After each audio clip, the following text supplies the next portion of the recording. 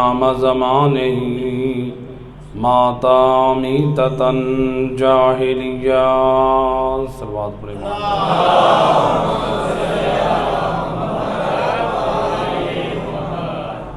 سامعین محترم، آپ کے سامنے رسول اللہ کی جس حدیث مبارک کو موضوع قرار دیا ہے، رسول اللہ اپنے کلمہ گوؤں سے، مسلمانوں سے اس حدیث میں ایک عظیم پیغام دے رہے ہیں۔ رسول فرماتے ہیں، اے میری ذات پہ ایمان رکھنے والو، اے مصطفیٰ کے نام کا کلمہ پڑھنے والو، اگر چاہتے ہو کہ کامیاب زندگی گزارو تو پھر میرے اس پیغام پہ بھی عمل کرو۔ کیا فرماتے ہیں، من ماتا ولم یعرف امام زمانہ ماتا میتتن جاہلیہ، جو شخص اپنے زمانے کے امام کی معرفت کے بغیر مرے وہ مجھ ذات مصطفیٰ کی نگاہ میں جاہلیت کی موت مرا ہے۔ اب دیکھنا یہ ہے، یہ معرفت کس چیز کا نام ہے اور جاہلیت کس چیز کا نام ہے؟ ایک صلوات پڑھ دیں محمد و اہل بیت۔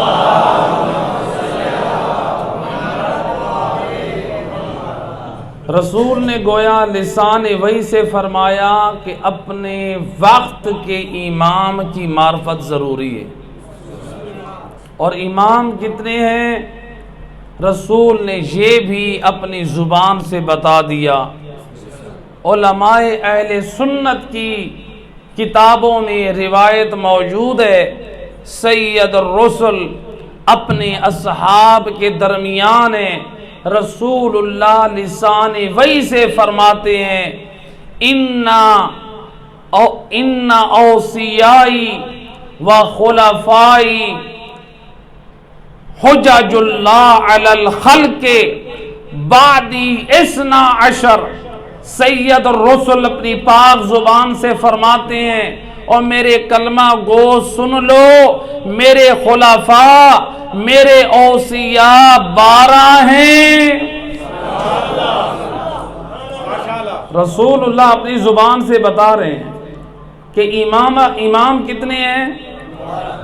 ان خلفائی و اوصیائی حجج اللہ، جو میرے خلفاء اور اوصیاء ہیں وہ عام نہیں ہیں، وہ اللہ کی طرف سے تم پر حجت ہیں، اور وہ ہیں 12 جو میرے بعد امام ہیں۔ اولہم اخی و آخرہم ولدی، اور اس سلسلہ امامت کو اگر پہچاننا ہو تو اس اماموں کا پہلے سلسلے کی کڑی میرا بھائی ہے، اور اس سلسلے کی آخری کڑی میرا فرزند ہے۔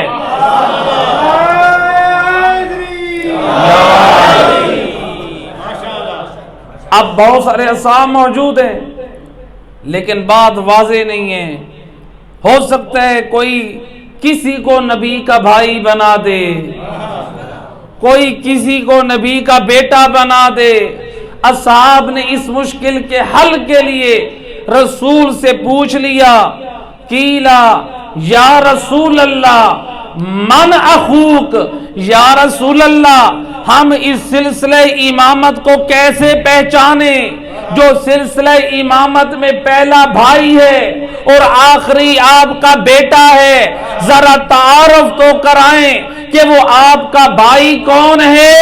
زبان وحی سے فرمایا، اخی علی ابن ابی طالب۔ امامت کے سلسلے کی پہلی کڑی میں جہاں علی نظر آئے تو سمجھ لینا میرے بعد وہی ائمہ 12 برحق ہیں، اور میرے بعد امامت کی اس سلسلہ میں جو آخری کڑی ہے، پوچھا گیا یا رسول اللہ من ولدک، آپ کا فرزند کون ہے، اس کا نام مبارک کون سا ہے؟ سید الرسل فرماتے ہیں الولدی مہدی یملؤھا قسطا وعدلا کما مولعت ظلما وجورا۔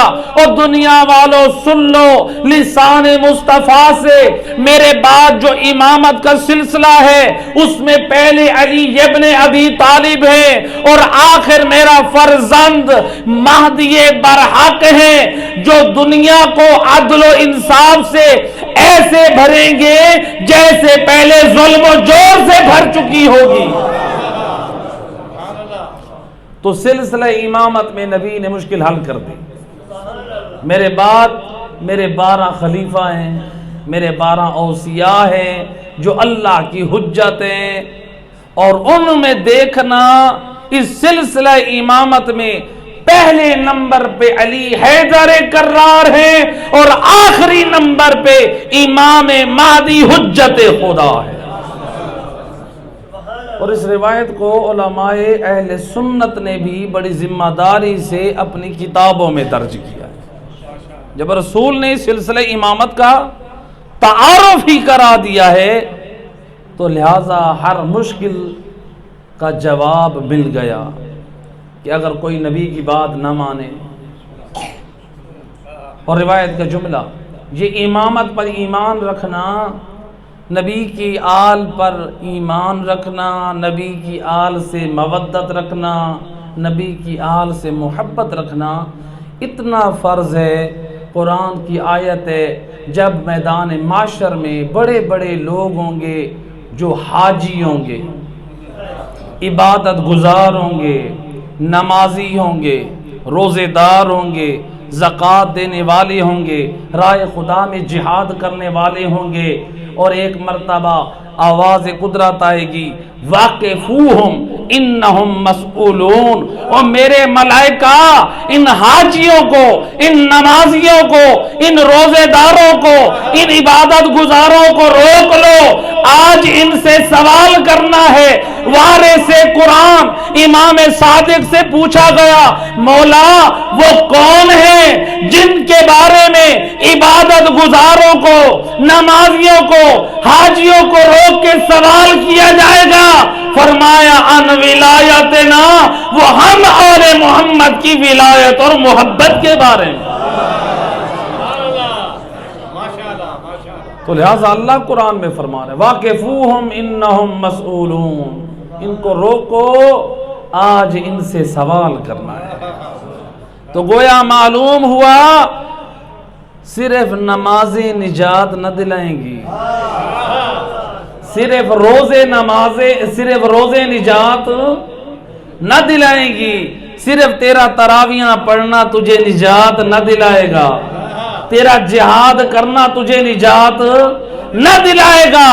جب تک وارثان قرآن کی دل میں محبت نہ ہوگی اور وجود میں ان کی پاک سیرت نہ ہوگی، تب تک کوئی مومن کامیاب نہیں ہو سکتا۔ تو لہذا دل میں نور ولایت آل محمد ہو اور وجود میں کردار آل محمد ہو۔ ایک صلوات پڑھے محمد رحمہ اللہ۔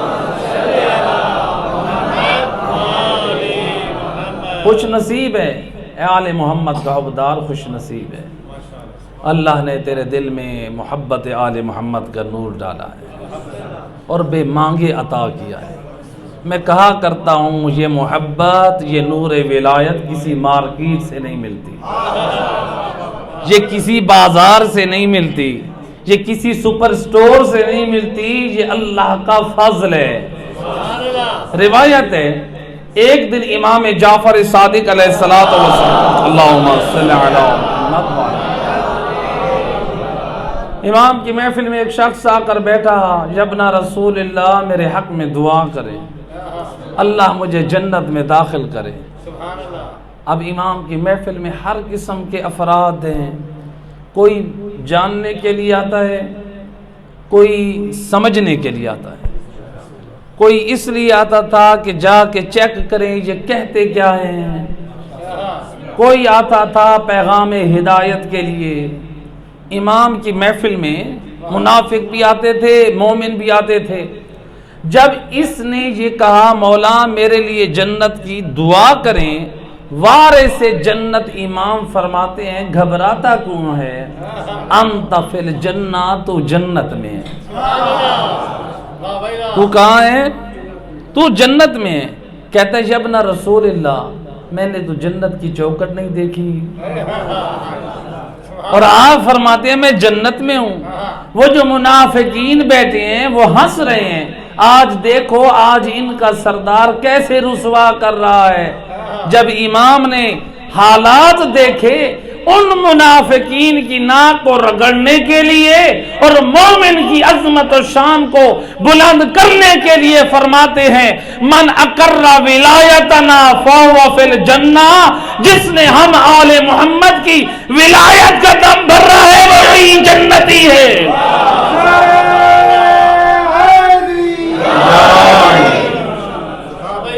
جنتی وہی ہے جس نے ہم آل محمد کی محبت کا اقرار کیا ہے، محبت اور مودت کا اقرار کیا ہے۔ وارثان جنت، ایک صلوات پڑھ دے محمد و اہل بیت۔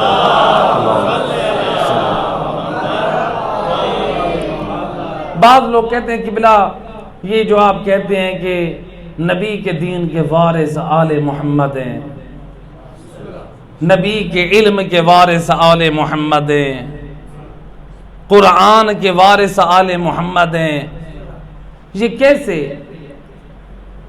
آپ یہ نظریہ رکھتے ہیں؟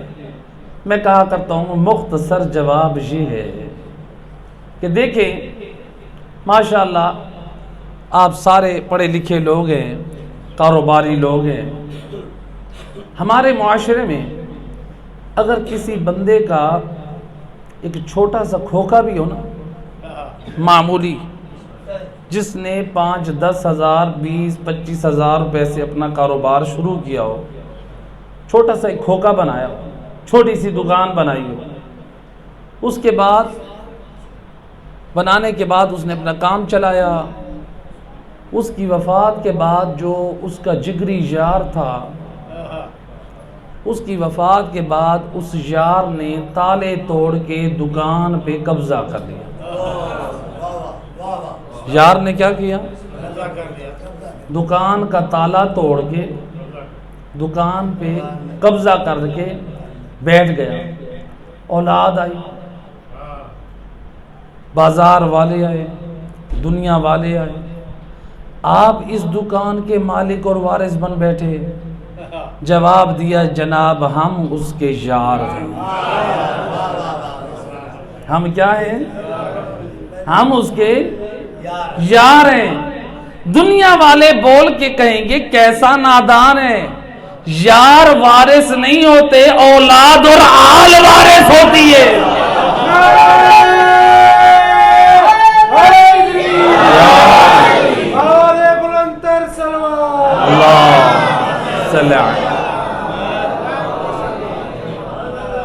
اور میرا دوست دنیا کی مادیات معمولی چیزوں میں تو معیار رکھتا ہے کہ وارث آل اور اولاد کو ہونا چاہیے، جو اللہ کا اتنا بڑا دین ہے جسے پہنچانے والے نبی ہیں اور بچانے والے نبی کی پاک آل ہیں، کیا ہم نبی کی آل کو چھوڑ کے کسی اور کو وارث بنا دیں؟ ایک صلوات پڑھ دے محمد السلام۔ لہذا آج کا دن بڑی سعادت اور خوشی کا دن کہ امام مہدی علیہ السلام کہ یوم ولادت با سعادت کا دن ہے۔ ادھر سے آج کے دن کا آغاز، ادھر سے نور امامت کا آفتاب طلوع ہوا، اور جب امام اس کائنات میں آئے، اس دنیا میں امام کی ولادت با سعادت کے بعد روایت کہتی ہے امام کے آنے سے پورا عالم نورانی ہو گیا، اور جب حجت خدا اس کائنات میں آئے، امام نے قدم جب زمین پر رکھے، سب سے پہلے سجدے میں جا کے اللہ کی ربوبیت کا اقرار کیا، اور دنیا والوں کو یہ پیغام دے دیا ہم اللہ کو سجدہ کروانے آئے ہیں، بندہ بن کر آئے ہیں، رب اور اللہ بن کر نہیں آئے۔ ہم اللہ کو سجدہ کروانے آئے ہیں، ہمارے عمل سے پہچانو ہم اللہ کے خاص بندے ہیں، ہمیں رب اور اللہ نہ کہنا، ہم رب کی معرفت کرانے آئے ہیں۔ لہٰذا امام حسن عسکری علیہ السلام نے اللہم صلی علی محمد جب اپنے ہاتھوں پہ اٹھایا، روایت کا جملہ اپنی لسان عصمت کو معصوم کے منہ میں دے دیا۔ علم نبوت و امامت جو امام تک ورثے میں پہنچا تھا، وہ اس لعاب طاہر کے ذریعے سے امام مہدی حجت خدا میں منتقل ہوا۔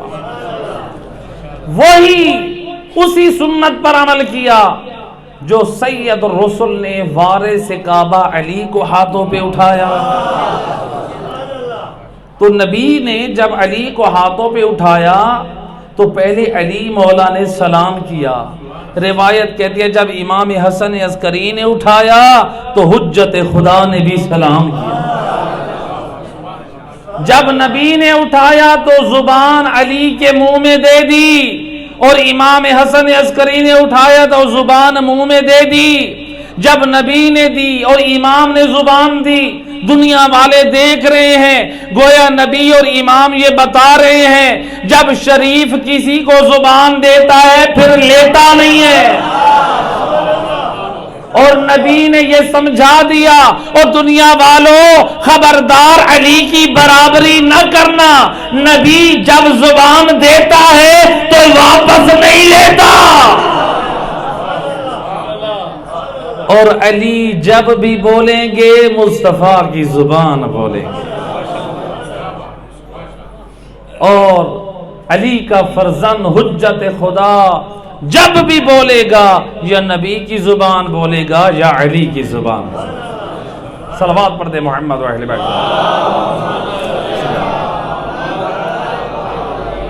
امام علی نے بھی نبی کے ہاتھوں پہ قرآن سنایا، اور امام زمانہ نے بھی اپنے بابا حجت خدا کے ہاتھوں پہ قرآن سنایا، قرآن کی آیت پڑھی، اللہ اکبر۔ دیکھیں وہی سلسلہ ہے۔ آج دنیا کہتی ہے کہ یہ کیسے ہو سکتا ہے 3 دن کا بچہ ہو علی اور نبی کے ہاتھوں پہ قرآن پڑھے۔ میں کہا کرتا ہوں اے مسلمان، مجھے تیرے ایمان پہ حیرانگی ہوتی ہے۔ اگر نبی کے ہاتھ پہ کنکر کلمہ پڑھے تو نبی کی عظمت کا قصیدہ پڑھے، تو نبی کے کمالات کے قصیدے پڑھے، اور اگر نبی کے ہاتھ پہ نبی کے دین کا وارث علی قرآن پڑھے تو تجھے قبول نہیں ہے۔ باتیں دو میں سے ایک ضرور ہے، یا تو اللہ کو علی کل شیء قدیر نہیں مانتا کہ وہ پتھروں کو بولنے کی اجازت دے سکتا ہے، وارث رسول علی حیدر کرار کو قرآن پڑھنے کی اجازت نہیں دے سکتا، یا تو اللہ کو قادر نہیں مانتا، یا پھر تیرے دل میں بغض علی ہے جو تجھے علی کی فضیلت سے روکے ہوئے ہے۔ تو لہٰذا آج کا دن بڑی عظمت و شرافت فضائل ماشاءاللہ ہو چکے۔ یہ فضائل آل محمد یقیناً یہ ہمیں اس بات کی طرف ہدایت کرتے ہیں کہ ہم نے جن ہستیوں کا راستہ چنا ہے، اختیار کیا ہے، یہ وہ ہیں کہ جن کو اللہ نے صاحب کمال بنایا، اللہ نے صاحب عزت و کرامت بنایا۔ سید الرسل کی جس حدیث مبارک کو میں نے موضوع قرار دیا، اللہ کے رسول اپنی پاک زبان سے کیا فرماتے ہیں؟ من مات ولم یعرف امام زمانہ مات میتۃ جاہلیہ۔ جو شخص اپنے زمانے کے امام کی معرفت کے بغیر مرے وہ جاہلیت کی موت مرتا ہے۔ معرفت سے مراد کیا ہے؟ جب ہم جاتے ہیں دروازہ امام موسیٰ کاظم علیہ السلام، اللہم صلی علی، امام فرماتے ہیں معرفت نام ہے 2 چیزوں کا۔ معرفت نام ہے کون سی مولا؟ امام فرماتے ہیں ایک ہے التفقہ فی الدین احکام شرعی کی سے واقف ہونا، فقہ کا نام امام نے استعمال کیا، کہا کہ ایک احکام شرعی سے واقفیت، اس بات کا نام دین ہے۔ دوسرا امام نے فرمایا ہم آل محمد کی احادیث، وہ احادیث جو اخلاق پر مشتمل ہیں، جو عقائد پر مشتمل ہیں۔ گویا امام نے اس جملے میں یہ وضاحت کر دی، جب اپنی احادیث کا ذکر کیا تو اس میں جو عقائد امام نے بتائے وہ بھی اس میں شامل ہیں، جو اخلاق امام نے بتائے وہ بھی شامل ہیں، اور فقہ کا ذکر کر کے تو گویا 3 علموں کا اشارہ کیا ہے، اور ہر مومن پہ اپنے دین کی حفاظت کی مقدار کے مطابق ان 3 علموں کا جاننا ہر شخص پہ واجب عینی ہے۔ جس طرح ہم سب پہ روزانہ نماز پڑھنا واجب عینی ہے، واجب عینی کہتے ہیں جو میرے اوپر نماز فرض ہوئی ہے وہ میں نے پڑھنی ہے، میری زندگی میں میرا بیٹا نہیں پڑھ سکتا، اس کو کہتے ہیں واجب عینی۔ اسی طرح جو عقائد کا علم ہے وہ ایک واجب مقدار میں ہر شخص کے لیے جاننا واجب ہے، اللہ کی توحید کے بارے میں، نبی کی معرفت کے بارے میں، ائمہ خدا کی امامت کے بارے میں، قیامت کے بارے میں، یہ جو عقائد ان کا جاننا واجب ہے۔ دوسرا علم فقہ، اتنی مقدار میں کہ جتنا روزمرہ کے جو مسائل ہمیں پیش آتے ہیں، نماز کے، روزے کے، تجارت کے، حلال و حرام کے، حج کے، دیگر جو احکام شرعی، ان کا سیکھنا بھی واجب ہے۔ تیسرا اخلاق، اخلاق چونکہ اگر ہمارا اخلاق صحیح نہیں ہوگا تو ہم خود اپنے وجود سے بھی تنگ ہوں گے، اولاد بھی باپ سے ناراض، بیوی بھی شوہر سے ناراض، ماں باپ اولاد سے ناراض، اخلاق بد ہے۔ اس لیے علماء اخلاق نے بڑا عظیم جملہ بیان کیا ہے، جو بد اخلاق ہوتا ہے وہ اپنے وجود کو اپنے لیے جہنم سمجھتا ہے۔ چھوٹی چھوٹی بات پہ لوگوں سے وہ غصہ کرنا، چھوٹی چھوٹی بات پہ لوگوں کے عیب جویاں کرنا، تو لہٰذا انسان کے لیے یہ 3 علم واجب مقدار کے مطابق جاننا واجب ہے۔ عقائد کا علم ہو، عقائد کی کتابوں کے ترجمے ہو چکے ہیں، عقائد امامیہ خریدیں اور مطالعہ کریں کہ آل محمد کے مذہب پر جو ہم ہیں ہمارا عقیدہ کیسا ہونا چاہیے، فقہ کا مطالعہ ہونا چاہیے، اپنے جو مجتہد ہیں جس کی تقلید کرتے ہیں جامع الشرائط فقہا میں سے تقلید کرنی چاہیے، ہر فرد کی بھی تقلید نہیں کر سکتے، جامع الشرائط ہو، یہ نہیں ہے کہ مجھے اس کا مسئلہ بڑا پسند ہے، اس نے فلاں کام میں اجازت دی ہے میں اس کی تقلید کرتا ہوں، جامع الشرائط مجتہد ہو اس کی تقلید کریں، اور اخلاق کے اہل بیت میں سے کوئی کتاب پڑھیں، اور بہترین کتاب عروج السعادہ ترجمہ ہو چکا ہے، یہ کتاب پڑھیں۔ لہٰذا امام نے فرمایا اس کا نام معرفت ہے، تو یہ ہمارے پاس ہوگا تو معرفت ہے، اگر یہ چیز نہیں ہے تو ہم معرفت نہیں رکھتے، ہم جاہلیت کی طرف جا رہے ہیں۔ مزید اس کی وضاحت کے لیے ہمارے پاس روایت ہے، شیخ صدوق رحمۃ اللہ علیہ نے علل الشرائع میں روایت نقل کی ہے کہ سید الرسل ایک مرتبہ اپنے اصحاب سے کہتے ہیں، میرے اصحاب کیا وجہ ہے، دین کے لیے اتنا کام ہو رہا ہے، میں بھی سفر کرتا ہوں تبلیغ کرنے کے لیے، آپ لوگ بھی جاتے ہیں، یعنی رسول تبلیغ کر رہے ہیں تو لوگ پتھر مار رہے ہیں، رسول تبلیغ کرتے ہیں تو لوگ گالیاں بھی دیتے ہیں، لوگ باتیں بھی کرتے ہیں۔ تو سید الرسل کہتے ہیں کیا وجہ ہے، جتنی تبلیغ ہو رہی ہے، جتنا پیغام عام کیا جا رہا ہے اس کے مطابق رزلٹ نہیں مل رہا۔ کسی نے کہا یا رسول اللہ وہ جو ابو الحکم ہے اس کی وجہ سے لوگ اسلام قبول نہیں کر رہے۔ کون ہے؟ ابو الحکم۔ ابو الحکم یہ اس کو یاد کرتے تھے، ایک شخص کو ابو الحکم عرب میں اس کو کہتے ہیں کہ جس نے پی ایچ ڈی کی ہو اپنے زمانے میں. آج کل ہم کہتے ہیں بھئی اس نے ماسٹر کیا ہے، اس کے پاس پی ایچ ڈی کی ڈگری ہے. اس زمانے میں جس نے پی ایچ ڈی یا ماسٹر کیا ہوتا تھا عربک میں، اس کو کہتے تھے یہ ابو الحکم ہے. تو لوگ کہتے تھے ابو الحکم ہے. بھئی وہ کیا کہتا ہے؟ لوگ کہتے ہیں جب وہ ابو الحکم پڑھا لکھا، وہ مالدار، جب وہ اسلام کے قوانین پہ اعتراض کرتا ہے، کہتا ہے کہ اسلام کے اس کام میں کیا فلسفہ ہے، اسلام کے اس کام میں کیا فائدہ ہے. وہ اسلام کے قوانین پہ اعتراض کرتا ہے اور اسلام کے احکام کو نظر انداز کرتا ہے. لوگ کہتے ہیں نہ ہم پڑھے لکھے ہیں نہ ہم مالدار ہیں.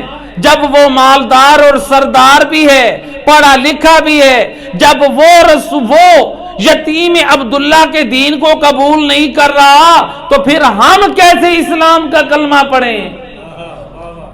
جب رسول نے یہ سنا، لسان وحی سے فرماتے ہیں میرے اصحاب سن لو، وہ ابو الحکم نہیں ابو جاہل ہے. وہ کون ہے؟ ابو جاہل. اب قیامت تک دنیا اس کو ابو جاہل سے یاد کرتی ہے.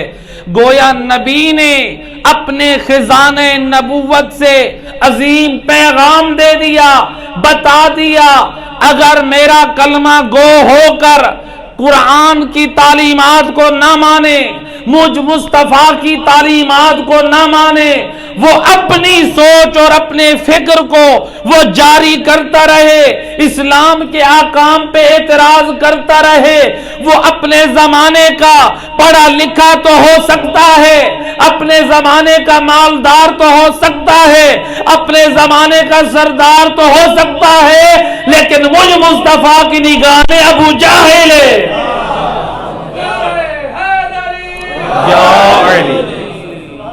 وہ میری نگاہ میں ابو جاہل ہے. تو ایسا نہ ہو کہ ہم پی ایچ ڈی کر لیں، ہم ماسٹر کر لیں، ہمارے جوان کہیں فخر کریں کہ میں نے فلاں میں جو ہے ڈپلومہ کیا ہے، میں فلاں میں انجینئر ہوں.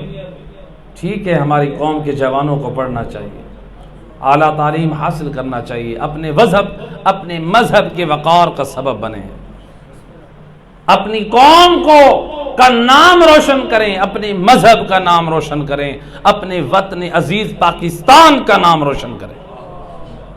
یہ ہمارا حق ہے. لہذا پڑھیں، اعلیٰ تعلیم حاصل کریں، لیکن ایسا نہ ہو کہ ہم دنیاوی ڈگریاں تو رکھیں لیکن نہ ہمیں قرآن کا علم ہو نہ آل محمد کی تعلیمات کا علم ہو. تو لہذا نبی نے ہمیں معیار بتایا کہ ابو جاہل سردار بھی ہے، مالدار بھی ہے اور پڑھا لکھا بھی ہے، لیکن نہ قرآن کا علم ہے نہ مصطفیٰ کی سنت کا علم ہے. تو جو اس کے زمانے کی حجت خدا سے جاہل رہا وہ ابو جاہل ٹھہرا، وہ جاہلیت کی موت مرا. یہی تو رسول سمجھا رہے ہیں کہ اگر تو میری آل میں سے کسی بھی امام کی ولایت اور امامت کا کلمہ پڑھ لے تو ان کی محبت کا اقرار کر لے، لیکن ان کی پاک سیرت پر عمل نہ کرے، تو سب کچھ ہو سکتا ہے، مجھ مصطفیٰ کی نگاہ میں تو ابو جاہل ہے. معرفت ہونی چاہیے. معرفت ہمارے پاس کیسی؟ معرفت امام میری اور آپ کی مرضی سے نہیں. ہماری زندگی میں جو امام کی معرفت ہے وہ کیسے ہونی چاہیے؟ ایسے جیسے امام چاہتے ہیں. ایک صلوات پڑھیں محمد و اہل بیت.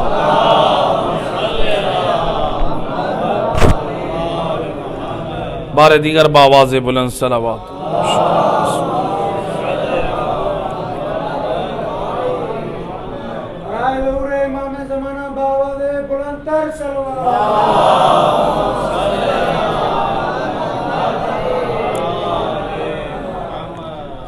روایتیں ہمارے علماء محدثین نے روایت نقل کی.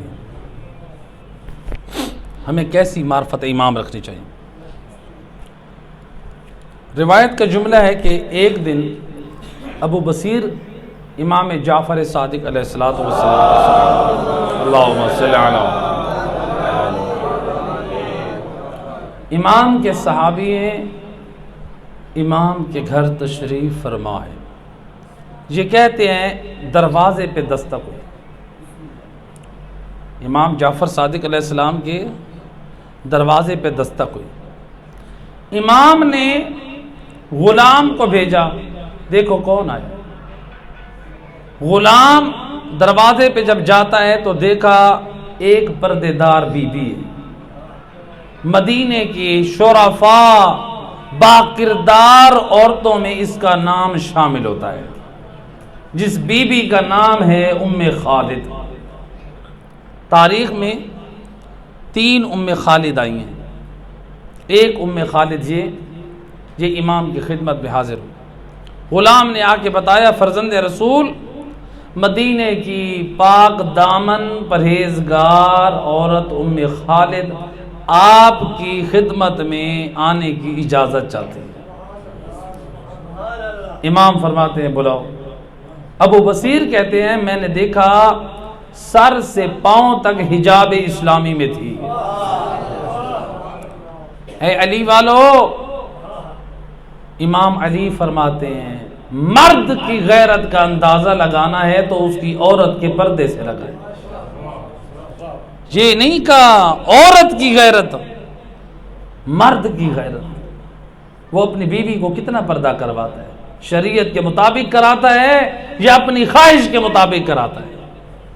تو لہٰذا یہ باپردہ خاتون امام کی خدمت میں حاضر ہوئی، سلام کیا، سلام کے بعد خدمت امام میں امام فرماتے ہیں اے ام خالد کیوں آئی ہو؟ کہتی ہے فرزند رسول ایک مشکل میں گرفتار ہوں، اس کا حل لینے آئی ہوں۔ امام فرماتے ہیں بیان کر۔ کہتی ہے مولا میں ایک بیماری میں مبتلا تھی، بیماری میں مبتلا ہوں، میں مدینے کے ڈاکٹروں کے پاس گئی ہوں، ان ڈاکٹروں نے مجھے لا علاج کر دیا، میں گھر واپس آئی، مایوس ہوئی، میری سہیلیوں میں سے ہمسایوں میں سے کچھ نے بتایا اس مرض میں اور لوگ بھی مبتلا ہیں، مدینے کے طبیبوں نے ڈاکٹروں نے ان کا علاج کیا ہے تو تیرا علاج ممکن کیوں نہیں ہے؟ مولا مجھے حیرانگی بھی ہوئی، پریشانی بھی ہوئی، میں نے سر پہ دوبارہ چادر اوڑھی اور میں ان طبیب کے پاس گئی، ڈاکٹر کے پاس۔ اس نے کہا کہ دیکھو بی بی تمہارا علاج ممکن ہے، لیکن تمہارا آل محمد کے دین پہ پابند ہونا، تمہارا با کردار ہونا، با شرافت ہونا، ہمیں حیا آتی ہے ہم اس چیز سے تمہارا علاج کریں۔ مومن کا کردار ایسا ہو کہ علاج ممکن ہے، تیرا کردار اتنا پاک ہے ہمیں حیا آتی ہے ہم تیرا علاج اس چیز سے کریں۔ کہا وہ چیز کیا ہے؟ کہا وہ ہے شراب۔ تیرا آل محمد کے گھرانے سے جڑا رہنا، تیرا با کردار ہونا، آل محمد کا تابعدار ہونا، ہمیں حیا آتی ہے ہم تیرا علاج ایک نجس شراب سے کریں۔ اللہ اکبر۔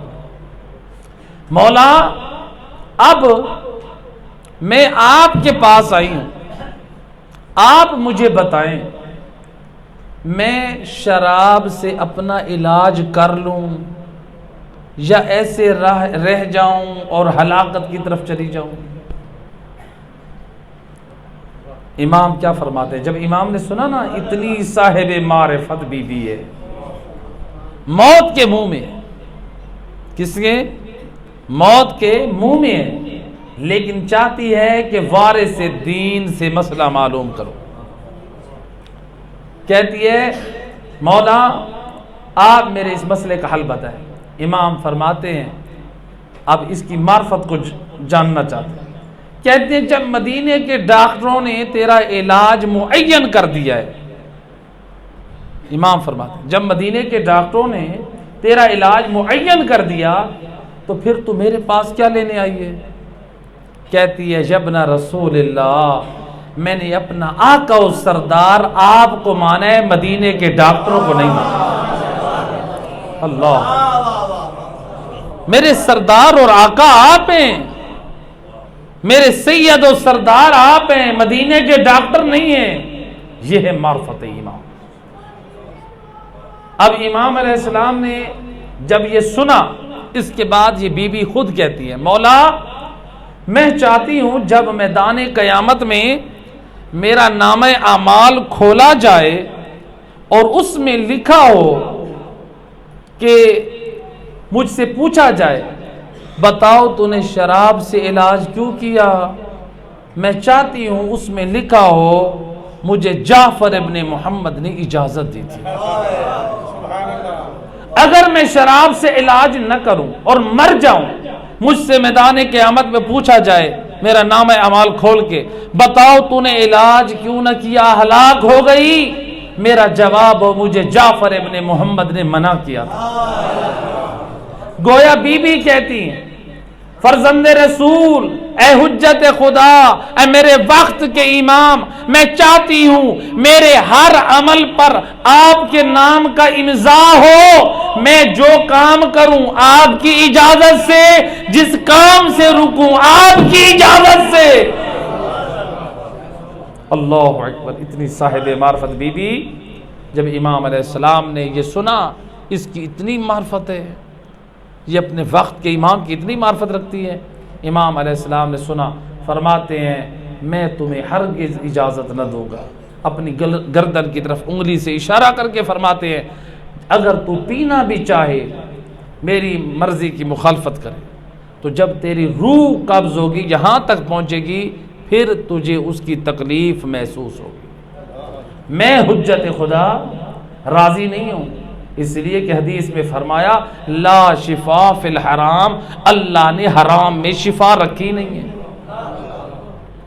اللہ نے حرام میں شفا نہیں رکھی۔ اور میرا دوست امام مرض کی حالت میں شراب پینے کی اجازت نہیں دے رہے، اور آج امام کے نام پر جشن کی راتوں کو شراب نوشی کی جائے۔ آپ لوگ باخبر ہیں یا نہیں ہیں؟ ہم تک یہ اطلاعات ہیں، جشن کی راتوں کو بھنگ کے دورے چلائے جائیں، کیا امام راضی ہیں؟ ذرا اپنے ایمان کا محاسبہ کریں، اپنی معرفت کو دیکھیں۔ جشن کی راتوں کو یہ کرنا، بھنگ ہو یا شراب ہو۔ بعض لوگ کہتے ہیں جی قبلہ یہ بھنگ پاک بوٹی ہے، ہم اس لیے پیتے ہیں، کیا کہتے ہیں؟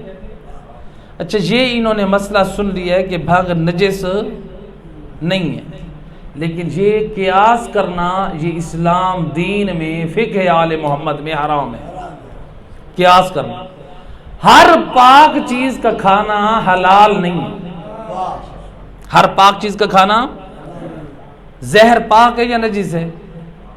پاک ہے، زہر کا کھانا۔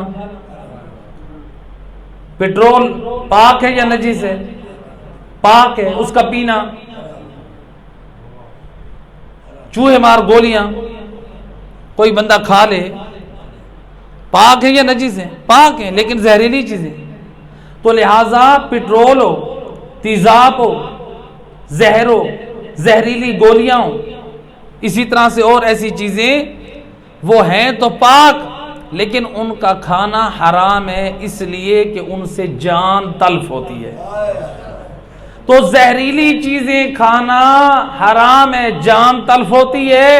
بھنگ اور نشے کا استعمال کرنا حرام ہے، اس لیے اس سے نور ولایت آل محمد تلف ہوتا ہے۔ اور اللہ کے رسول فرماتے ہیں جو شخص مجھ محمد کے دین پہ بھنگ کو حلال سمجھ کے پیتا ہے وہ دین محمد میں کافر ہے۔ اللہ۔ اور میرا دوست اپنے جوانوں کی اصلاح کر، اپنے بچوں کی اصلاح کر۔ یہ آج ہمارے معاشرے میں یہ بھنگ، اس کا نشہ بڑھ رہا ہے اور لوگ اس بات کی طرف متوجہ نہیں ہیں جو جشن میں آئے ہیں۔ اگر کوئی اس گناہ کی طرف متوجہ ہے زندگی میں یہ گناہ ہے، اس محفل سے توبہ کر کے جائے۔ یہ محافل و مجالس ہمارے لیے درسگاہ ہیں۔ اگر ان جلسوں میں، ان مجالس میں ہماری نسلوں کی، ہمارے جوانوں کی، ہمارے بچوں کی تربیت نہ ہو سکی تو پھر کائنات کی کوئی ایسی یونیورسٹی نہیں ہے جہاں پر ہماری نسلوں اور بچوں کی تربیت ہو، جہاں پر ہماری تربیت ہونی چاہیے۔ ایک صلوات پڑھے محمد رسول اللہ۔ لہذا یہ بھنگ، یہ نشہ، یہ حرام، یہ شراب، یہ حرام ہے۔ جشن کی راتوں کو ائمہ خدا کے ناموں پہ بھنگ اور شراب تقسیم کی جاتی ہے۔ یہ آل محمد کے دشمن ہیں یہ لوگ جو یہ کام کرتے ہیں اور یہ آل محمد کے مذہب کو بدنام کرنا چاہتے ہیں۔ ایسے لوگوں کو اپنی صفوں سے باہر نکال کر دیں۔ اور میرا دوست، یہ آل محمد کا مذہب بڑی قربانیوں سے بچا ہے۔ اپنے جوانوں کی ہدایت کر، یہ صرف علماء کی ذمہ داری نہیں ہے، یہ مجھ جیسے طلباء کی ذمہ داری نہیں ہے، یہ آپ شرفاء کی بھی ذمہ داری ہے۔ ائمہ خدا کے جشن کے نام پہ ایسا کام نہ ہو کہ ڈھول ہو، ناچ ہو، گانا بجائے جائے، یا پھر امام کے جشن کے نام پہ دمال ڈالے جائیں۔ اور میرا دوست، اس سے مذہب آل محمد بدنام ہوتا ہے۔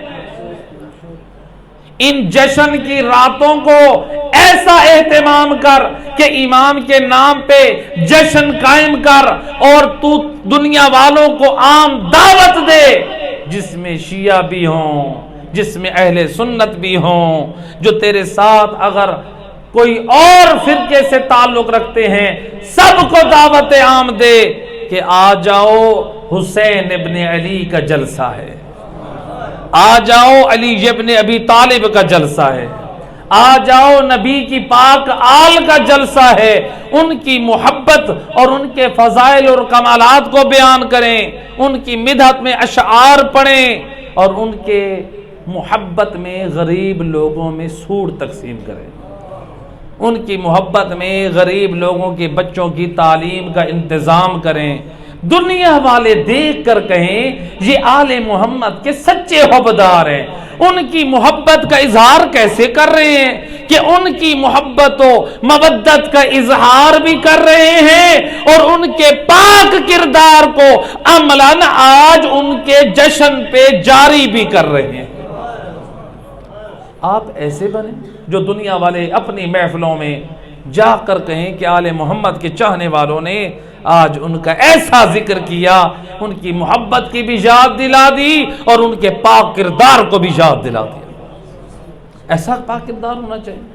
تو لہٰذا یہ بی بی ام خالد، امام نے اس کو جواب دے دیا کہ میں راضی، تجھے اجازت نہیں ہے۔ اب یہ مومنہ اٹھ کر جانے لگی۔ روایت کا جملہ ابو بصیر کہتے ہیں، جب یہ بی بی کھڑی ہوئی، وارث دین، حجت خدا، اس بی بی کی تعظیم کے لیے کھڑے ہو گئے۔ یہ وہ امام ہے جو وارث رسول، جب میدان معاشر میں آئیں گے تمام انبیاء اس امام کی تعظیم کے لیے کھڑے ہو جائیں گے۔ انبیاء کو دیکھ کے امتیں کھڑی ہو جائیں گی۔ اور میرا دوست، یہ کوئی عام ہستی نہیں ہے، یہ نبی کے دین کا وارث امام ایک بی بی کی تعظیم کے لیے کھڑے ہو رہے ہیں۔ کیوں؟ اس کے پاس معرفت آل محمد تھی، کردار آل محمد کی وہ دولت تھی۔ یہ کوئی سید زادی نہیں تھی، یہ عام گھرانے سے تعلق رکھتی تھی، لیکن کردار آل محمد کی وہ دولت تھی کہ حجت خدا تعظیم کے لیے کھڑے ہو گئے۔ صرف تعظیم نہ کی، لسان عصمت سے آپ نے ایک جملہ فرمایا، فرماتے ہیں یا ابا بصیر، واللہ یا ابا بصیر، اے ابا بصیر، اللہ کی قسم میدان معاشر میں ہم ایسے شیعوں پہ فخر کریں گے جو اپنے ہر کام سے پہلے یہ دیکھیں کہ میرے وقت کا امام کس بات پہ راضی ہے۔ ایسی ہونی چاہیے معرفت امام۔ ام خالد نے بتایا کہ کیسی معرفت امام رکھ کہ تیرے اوپر تیرے وقت کا امام راضی ہو۔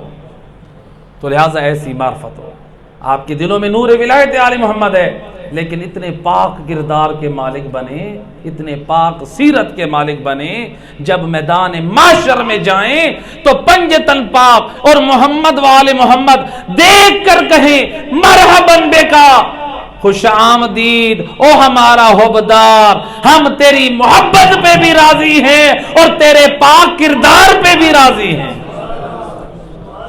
اے کریم مہربان اللہ، تجھے